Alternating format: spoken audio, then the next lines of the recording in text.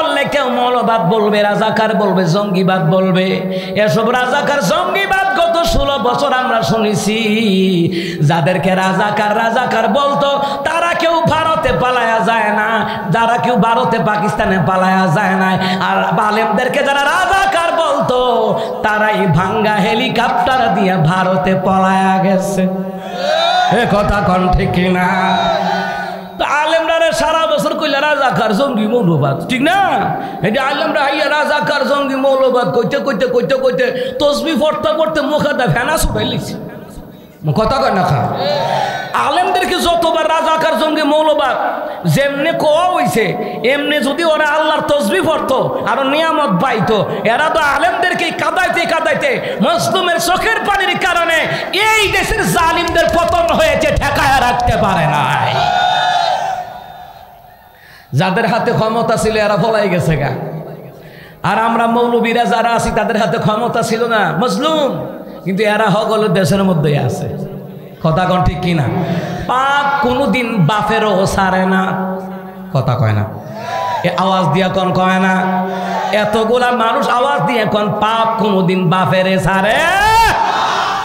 মুসলমান ইমানদাররা পাপের বাড়ি বুঝানিয়া চলতে চলতে তারা অহংকারী হয়ে গেছে। নামাজও পড়তো না, কোরআনের মাহফিলে বাধা দিত, 44 দ্বারা জারি করে দিত। এই মাহফিলটাও নাকি 4 বছর হয় নাই। মুসলমান রে, সূরা বাকারার তাফসীর খুলে দেখলাম আমার আল্লাহ তাআলা বললেন যারা সৎ কাজের বাধা দেয়, অসৎ কাজে আমদান দেয়, তাদের নামাজ, রোজা, হজ, যাকাত কোনো কিছু কবুল হয় না। আপনি দেখতেছেন সমাজে পরিবার অন্যায় হচ্ছে, বলা লাগবে। যদি না বলেন আপনার নামাজ কবুল হবে না, দোয়া কবুল হবে না। মুসলমান রে, হক কথা বলা লাগবে। যদি আল্লাহ রাসূলকে যদি ভালোবেসে থাকি, আমার নবী হক কথা বলার কারণে মক্কার মুখানা এলাকা থেকে দাঁড়ায়া দিয়েছে। এ মুসলমান ইমানদাররা, এখানে একটা পয়েন্ট আপনাদেরকে বলি। নবী আমার হেরা গুহায় গেলেন। হেরা গুহা থেকে আসিয়া আম্মা জান খাদিজারে কয়, খাদিজা আমাকে কম্বল দিয়ে জড়ায়া ধরো, কম্বল দিয়ে আঁকড়ায়া ধরো। খাদিজা রে, আমি বোধহয় বাঁচব না। ইবনে কাসিরের রাওয়ায়াত। আম্মা জান খাদিজা কয়, নবীজি কে বলেছে আপনি বাঁচবেন না? আপনি তো মানবতার নবী, কে বলেছে আপনি বাঁচবেন না? নবী গো, ভয় পাইন না, আমার চাচতো ভাই ওয়ারাকা বিন নওফলের কাছে আপনারে নিয়ে যায়। আম্মা জান খাদিজা দেখছেন কেমন বউ? বউ কারা কই বুঝেননি? বিপদে আপদে স্বামীর সাথে থাকে, ওইটা আসল বউ। আর যেটা ফরিমনির মতন ফল দিলে আর খানো বিয়া বয়ালা ওটু বিশ্বাসের মতো জামাই সারা দেশে বিদেশে ঘুরে, বোঝা লাগবে এরা ফলটি বাজবো। আমার কথা কয় না? আম্মা জান খাদিজা সান্ত্বনা দেয়, নবী আমার ভয় পাবেন না, আপনি তো মানবতার নবী। নবী গো, দুনিয়ার কারো আপনি ক্ষতি করেন না। ইয়া রাসূলুল্লাহ, ইয়া হাবিবাল্লাহ, চলেন না আমার চাচাতো ভাই ওয়ারাকা বিন নওফলের কাছে। ওয়ারাকা বিন নওফলের কাছে নিয়ে গেলেন। আম্মা জান খাদিজা বললেন, আমার স্বামী মুহাম্মদ সাল্লাল্লাহু আলাইহি সাল্লাম হেরা গুহায় গেলেন। হেরা গুহায় যাওয়ার পরে কে যেন সিনার সাথে সিনা লাগাইয়া 3টা চাপ দিছে আর বলছে, ইকরা বিসমি রাব্বিকাল্লাযী খলাক, খলাকাল ইনসানা মিন আলাক, ইকরা ওয়া রাব্বুকাল আকরামুল্লাযী আল্লামা বিল কলাম, আল্লামাল ইনসানা মা লাম ইয়ালাম। আল্লাহু আকবার কন্যা। আম্মা জান খাদিজা বললেন, এ ওয়ারাকা বিন নওফল, আমার স্বামীর হেরা গুহায় নাকি কে যেন চাপ দিছে আর কইছে, ইকরা বিসমি রাব্বিকাল্লাযী খালাক, পড়ুন আপনার প্রভুর নামে, যে প্রভু আপনাকে সৃষ্টি করেছে। ওয়ারাকা বিন নওফল কয়, মুহাম্মদ বলো না হেরা গুহায় কি ঘটনা ঘটেছে? নবী আমার বলে, ওয়ারাকা বিন নওফল আমাকে তিনবার সিনার সাথে সিনা লাগায়া চাপ দেওয়া বলা হয়েছে ইকরা বিসমি রাব্বিকাল্লাযী খালাক, পড়ুন আপনার প্রভুর নামে, যে প্রভু আপনাকে সৃষ্টি করেছে। নবী কয় আমি বলেছি পড়তে জানি না, তিনবারের মাথায় ছেড়ে দাও, চাপ দিয়ে ছেড়ে দেওয়ার পরে এবার আমার রাসূলুল্লাহ পড়তে শুরু করেছে। সুবহানাল্লাহ কইতেন না? ওয়ারাকা বিন নাওফাল কয় মুহাম্মদ বাক্যগুলা কি মনে আছে নাকি? কি বাক্য তোমার শোনায়া দিয়েছে? রহমতুল নবী কয় ক্বালা নাআম, হ্যাঁ বাক্যগুলি মনে আছে।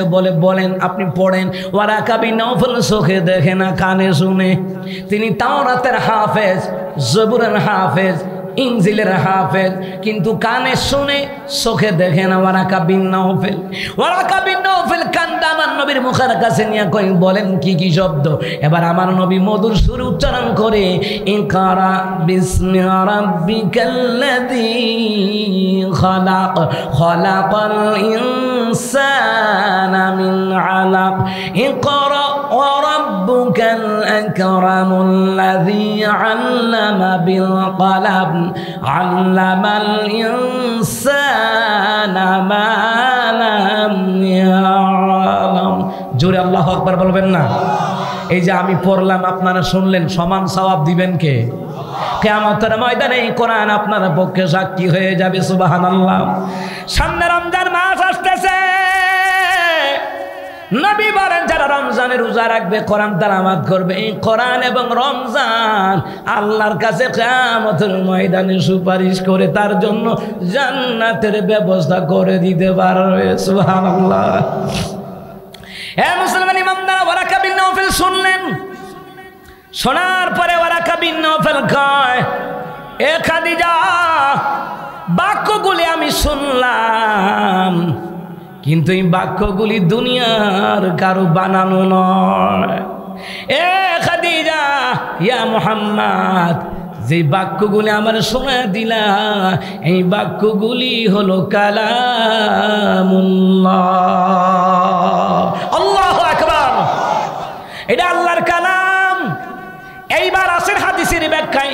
নবীর মেয়ের জামাতা আলী রাদিয়াল্লাহু তাআলা আনহু তিনি বললেন আমার যখন মনে চায় আমি মাওলার সাথে কথা বলবো, আমি কোরআন তেলাওয়াত নিয়ে আমি আলী বসে যাই। সুবহানাল্লাহ কন্যা। তাহলে বোঝা যায় যারা কোরআন তেলাওয়াত করে তারা আল্লাহর সাথে কথা বলে। যত হাফেজ কোরআন তেলাওয়াত করে আল্লাহর সাথে কথা বলে, যত ইমাম কোরআন তেলাওয়াত করে আল্লাহর সাথে কথা বলে। মুসলমান রে, যারা তালাবুল আলেম মাদ্রাসার ছাত্র, যারা কোরআন পড়ে রে, তারা কথা বলে কার সাথে? ওয়ারাকা বিন নাওফাল কয় খাদিজা ভয় পাওয়ার কোনো কারণ নাই, ইয়া মুহাম্মদ সাল্লাল্লাহু আলাইহি সাল্লাম ভয় পাওয়ার কোনো কারণ নাই। কয় কেন কারণ নাই? কয় শুনো, যেই লোকটা তোমার স্বামীর সিনার সাথে সিনা লাগায়া চাপ দিয়েছে ওইটা জিন নয়, ওইটা ভূত নয়, ওটা ক্ষতিকার কোনো জিনিস নয়, ওইটা হলো ওই ফেরেশতা, যেই ফেরেশতা মুসা কালিমুল্লাহর কাছে ওহী নিয়ে আসতো, যার নাম হলো হযরতে জিবরাইল। সুবহানাল্লাহ। এ খাদিজা তোমার মুহাম্মদের পাহারা দিয়ে রাখো। ওয়ারাকা বিন নাওফাল একজন ইহুদি আলেম, খেয়াল করেন, বলতেছে খাদিজা তোমার স্বামীরে তুমি পাহারা দিয়ে রাখবা। স্বামীরে যেই নারী পাহারা দিয়ে রাখে, স্বামীর জন্য কাজকর্ম করে, স্বামীর জন্য রান্না বান্না করে, স্বামীর বিপদ আপদে থাকে, ওই স্বামীর জন্য কাজ করে, এটা আপনারা বোঝেন এটা কি স্বামী স্ত্রীর ভালোবাসা নাকি খারাপ কিছু? কথা কয় না। স্বামী স্ত্রী মিল থাকলে ভালো কথা না? কিন্তু আমার সমাজ, আমাদের দেশের সমাজ হইল অন্যরকম।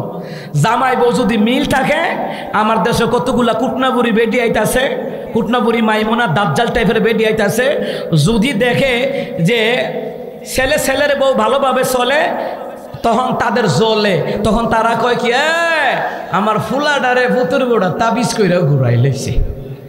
কথা কন না, ঠিক নেই? এই রোগ আসেনি নরসিংদী, সারা দেশে এই রুগী। আরে ছেলের বউ মিল থাকলে আর ভালো না, খুশি হওয়ার কথা না। খুশি হবে কেমনে? ভিতরে তো শয়তানে মুনাফিকি ঢুকায়া দেয়া রাখছে। ছেলের বউ ভালো থাকলে এদের জ্বলে। তোমার মেয়ের জামাই ভালো থাকলে তুমি যে খুশি টেলা নাইস পারো। ছেলের বউ ভালো থাকলে তোমার বেজার হও কেন? বুঝা যায় তুমি মুনাফিক মার্কা। সুদের বিরুদ্ধে কইলে তোমার গায়ে লাগে, তুমি না মুনাফিক। যারা সুদের বিরুদ্ধে বলে ওরা মুনাফিক না। যারা সুদের বিরুদ্ধে বলার পরে, ঘুষের বিরুদ্ধে বলা পরে যারা হজম করতারে না, বোঝা যায় ওরা মুনাফিক মার্কা, ঠিক কিনা? স্বামী স্ত্রীর মিল থাকলে খুশি হইবেন, কারণ যেই ঘরে স্বামী স্ত্রীর মিল থাকে নবী কয় ওই ঘরটা জান্নাতের টুকরা। আর জান্নাত দেখে তাদের জ্বলে যারা মুনাফিক, যারা কাফের বেঈমান, এদের না জ্বলে যারা মুমিন, ওরা খুশি হয়। কথা কোন ঠিক কিনা? ওয়ারাকা বিন নাওফাল কয় খাদিজা, আরে খাদিজা তোমার স্বামীটারে তুমি পাহারা দিয়ে রাখবা। আম্মা জান খাদিজা কয় ওয়ারাকা বিন নাওফাল ওনার স্বাস্থ্য ভাই। ওয়ারাকা বিন নাওফাল কে? আম্মা জান খাদিজা রাদিয়াল্লাহু তাআলা আনহার চাচাতো ভাই। বলতে যে ভাই কেন পাহারা দিয়ে রাখবো? কই শোনো, তোমার স্বামী মুহাম্মদ যখন হক কথা কইব, তোমার স্বামী মুহাম্মদ যখন সুদের বিরুদ্ধে বলবে, ঘুষের বিরুদ্ধে বলবে, দুর্নীতিবাজের বিরুদ্ধে বলবে, কাফেরদের বিরুদ্ধে বলবে, সূর্য পূজা, চন্দ্র পূজা, দুর্গা পূজা, মূর্তি পূজার বিরুদ্ধে বলবে, তোমার স্বামীর বংশের লোকেরা তার বিরুদ্ধে আচরণ করবে।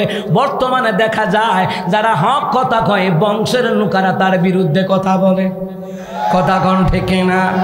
দূরের মানুষ ঠিকই তারে ভালোবাসে হক কথা বলার কারণে, কিন্তু মুসলমান ইমানদাররা যারা আপনারে ভালোবাসবে আপনার গুণ দেখে ভালোবাসবে, আর যারা আপনারে ভালোবাসবে না ওদের সামনে আব্দুল কাদের জিলানী হইল কাম হইতো না। কথা কোন ঠিক না? এ আমার মসজিদের মুসলমান, এই বিশাল তাফসীর মাহফিলের জনগণ শুনে নেন। ওয়ারাকা বিন নাওফাল কয় খাদিজা তোমার স্বামীরে পাহাড় দেয়া রাইখ। নবী আমার এতদিন আলামিন ছিল, যখন আমার নবী এই কোরআন দিয়ে হক কথা বলা শুরু করলেন, তারা হয়তো সর্বপ্রথম আমার রাসূলুল্লাহর উপর আক্রমণ করেছে, উটের পচা নারী ভুঁড়িগুলি সাফায়া দিছে। ঠিক না কম? মুসলমান ইমানদাররা, এই জন্য আমি বলছিলাম নবী আলাইহিস সালাম যদি হক কথা বলার কারণে বংশের লোকেরা, পরিবারের লোকেরা, রক্তের সম্পর্কে লোকেরা যদি আঘাত করে, আর আমি আপনি আলেম মানুষ, নবীর প্রস্রাবের যোগ্যতাও নাই, তো তোমার আমার বিরুদ্ধে বললে কি আসে যায়? কথা কয় না কেন? হক কথা বলা লাগবে, বিধানকার জোরে কোন বিধানকার? আরে হক কথা বলোই তো সারা দেশের জনগণ আলেমদেরকে দাওয়াত দেয়, তোমার মতন মুনাফিক বেটা বেটিরে তো কেউ দাওয়াত দিবে না। কথা কোন ঠিক কিনা? এই যে আজকে নরসিংদী বিশাল এই মাহফিল পরাস্টার বারাম, এই প্রোগ্রামে ফুরকান ভাই আমাকে দাওয়াত করলেন, এমনি তো দাওয়াত করেন নাই, নিশ্চয়ই ইউটিউবে ফেসবুকে আলোচনা শুনছে। কথা কয় না? নাইলে তো আমি জিব্রাইলের মতো নাই ফুরছি না, দাওয়াত দিছে আসছি, ঠিক না? কোন দাওয়াত না দিলে আইতাম না। পরিচয় পাইলেন কেমনে? হয়তো বা অনলাইনের মাধ্যমে নাম্বার পাইছে, ইউটিউবে আলোচনা শুনছে, ফেসবুকে আলোচনা শুনছে, শুনাই দাওয়াত দিছে। না হয় আমার পরিচয় দুনিয়ার কেউ জানতো না। আল্লামা সাঈদীর গোটা বিশ্বের তারা চিনে। কেমনে চিনে? অনলাইনের মাধ্যমে, মিডিয়ার মাধ্যমে চিনে। ঠিক না? এই আলেমদেরকে সবাই ভালোবাসতে পারে না, রক্তের হোক বংশের হোক। আলেমদেরকে তারাই ভালোবাসে যাদের মধ্যে ইমানি মন আছে, আর যাদের মধ্যে মুনাফিকি খাসলত, ওরা আলেমদেরকে খাওয়াইতেও পারে না, আলেমদেরকে ইজ্জত করতেও পারে না, কারণ তার ভিতরে মুনাফিকি শয়তানি। কথা কোন ঠিক কিনা? এটা কি আমার কথা না আল্লাহর কথা? তা আল্লাহর কথা করে তোমার গায়ে লাগে কেন? বোঝা যায় তুমি আবু জাহেলের নাতিভূতি, তুমি আবু জাহেলের নাতিভূতি, ফেরাউনের নাতিভূতি, নমরুদ্দার নাতিভূতি। ঠিক কিনা বলেন মুসলমান?